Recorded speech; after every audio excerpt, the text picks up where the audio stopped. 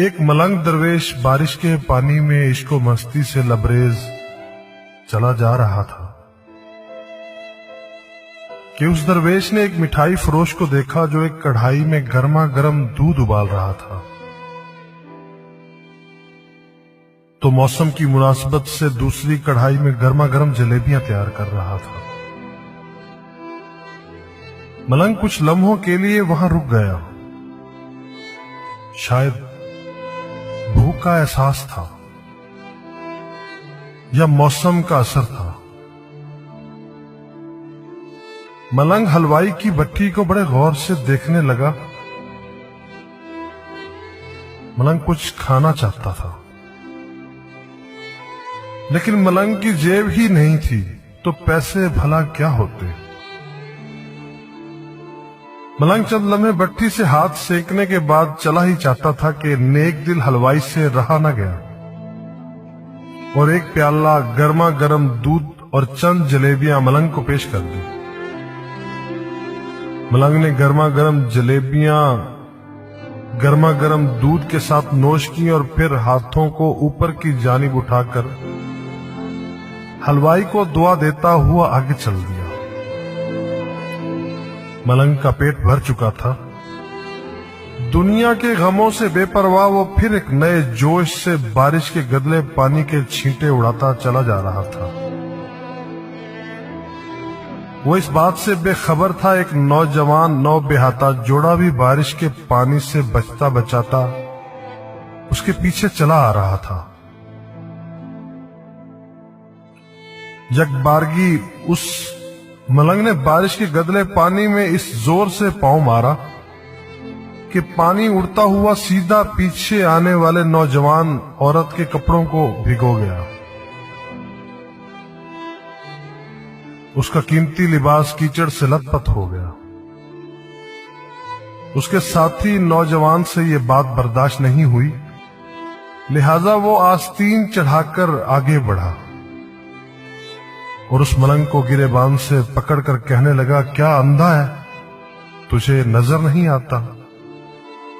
تیری حرکت کی وجہ سے میری محبوبہ کے کپڑے گیلے ہو چکے ہیں اور کیچڑ سے بھر چکے ہیں۔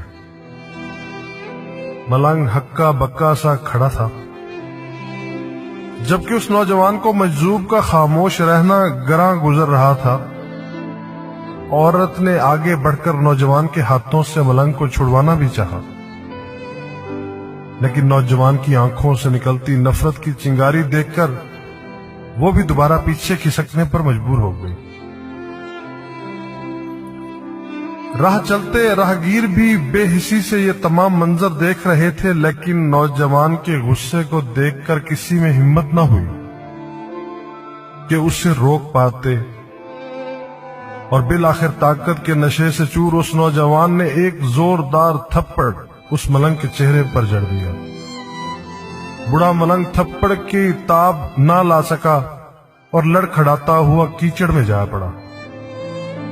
نوجوان نے جب ملنگ کو نیچے گرتے دیکھا تو مسکراتے ہوئے وہاں سے چل دیا۔ بوڑھے ملنگ نے آسمان کی جانب نگاہ اٹھائی، اس کے منہ سے نکلا، واہ میرے مالک، کبھی گرما گرم دودھ جلیبیوں کے ساتھ اور کبھی گرم گرم تھپڑ، مگر جس میں تو راضی مجھے بھی وہی پسند ہے۔ یہ کہتا ہوا وہ ایک بار پھر اپنے راستے پر چل دیا۔ دوسری جانب وہ نوجوان جوڑا جوانی کی مستی سے سرشار اپنی منزل کی طرف گامزن تھا۔ تھوڑی ہی دور چلنے کے بعد وہ ایک مکان کے سامنے پہنچ کر رک گئے۔ وہ نوجوان اپنی جیب سے چابیاں نکال کر اپنی محبوبہ سے ہنسی مذاق کرتے ہوئے بالا خانے کی سیڑھیاں طے کر رہا تھا۔ بارش کے سبب سیڑھیوں پر پھسلن ہو گئی۔ اچانک اس نوجوان کا پاؤں پھسل گیا اور وہ سیڑھیوں سے نیچے گرنے لگا۔ عورت زور زور سے شور مچا کر لوگوں کو اپنے محبوب کی جانب متوجہ کرنے لگی،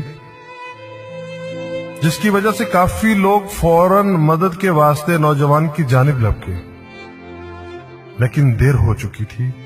नौजवान का सर फट चुका था और बहुत ज्यादा खून बह जाने की वजह से उस कड़ियल नौजवान की मौत वाक़ई हो चुकी थी। कुछ लोगों ने दूर से आते मलंग को देखा तो आपस में चहमगोइयां होने लगी कि जरूर इस मलंग ने थप्पड़ खाकर नौजवान के लिए बद्दुआ की है, वरना ऐसे कड़ियल नौजवान का सिर्फ सीढ़ियों से गिरकर मर जाना बड़े अचंभे की बात लगती है। चंद मंचले नौजवानों ने ये बात सुनकर मलंग को घेर लिया। एक नौजवान कहने लगा कि आप कैसे अल्लाह वाले हैं जो सिर्फ एक थप्पड़ की वजह से नौजवान के लिए बद्दुआ कर बैठे। ये अल्लाह वालों की रविश हरगिज नहीं कि जरा सी तकलीफ पर भी सब्र न कर सके। वो मलंग कहने लगा, खुदा की कसम मैंने इस नौजवान के लिए हरगिज बद्दुआ नहीं की। तभी मजमे में से कोई पुकारा, अगर आपने बद्दुआ नहीं की तो इस ऐसा कड़ियल नौजवान सीढ़ियों से गिरकर कैसे हलाक हो गया। तब उस मलंग ने हाजरीन से एक अनोखा सवाल किया कि कोई इस तमाम वाकये का ऐनी गवाह मौजूद है। एक नौजवान ने आगे बढ़कर कहा, हां मैं इस तमाम वाकये का ऐनी गवाह हूं। मलंग ने अगला सवाल किया, मेरे कदमों से जो कीचड़ उछली थी क्या उसने इस नौजवान के कपड़ों को दागदार किया था? वही नौजवान बोला, नहीं, लेकिन औरत के कपड़े जरूर खराब हुए थे। मलंग ने नौजवान की बाहों को थामते हुए पूछा, फिर इस नौजवान ने मुझे क्यों मारा? नौजवान कहने लगा, क्योंकि वो नौजवान इस औरत का महबूब था और उससे ये बात बर्दाश्त नहीं हुई कि कोई उसके महबूब के कपड़ों को गंदा करे, इसलिए अपनी माशूका की जानिब से इस नौजवान ने आपको मारा।